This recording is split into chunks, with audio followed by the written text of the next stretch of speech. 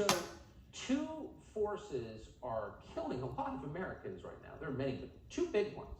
One is the coronavirus, and two are fentanyl ODs.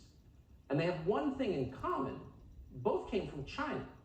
Illicit fentanyl is often produced in China and shipped directly to this country, where its component parts are. What should we take from this, and why does no one ever say this? Gordon Chang is a senior fellow at the Gatestone Institute. He may have noticed the connection as well. We're happy to have him on tonight. So I'm not alleging any kind of conspiracy, I suppose, but just the plain facts of it. Fentanyl and COVID both came from China. China's our main rival. They're benefiting from the deaths of many thousands of Americans. Why isn't this something we discuss? Well, I think because it's just so evil what's going on. It's difficult for people in democracies to understand this. But we got to remember that Mao Zedong, the founder of Communist China, he created this kill or be killed society. And it is just absolutely vicious. Now, the Chinese leaders are absolutely obsessed about the notion of comprehensive national power. It is a meticulously defined metric. And Chinese leaders look at China's CNP, as they call it. And the way to increase it is to, first of all, strengthen China, but also to weaken other countries. And that's the connection between coronavirus and fentanyl.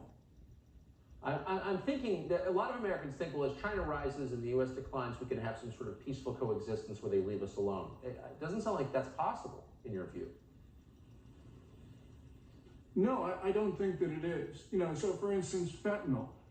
The gangs that produce and distribute fentanyl are large, they're international, and in China's total surveillance state, they can't operate without the party state knowing about it and approving what they do. So, last year, 36,500 Americans died from fentanyl. Also, probably the statistics even higher when you include those who've died from cocaine and fentanyl combination cocktails. Right. So we're dealing with a situation where China's really happy about this because they're not doing anything to stop it. It's just, maybe someone at the town halls could have asked about it. Gordon Chang, I'm glad that you brought this to our attention. Great to see you tonight. Thanks, Tucker. So no single person, no single policymaker in this country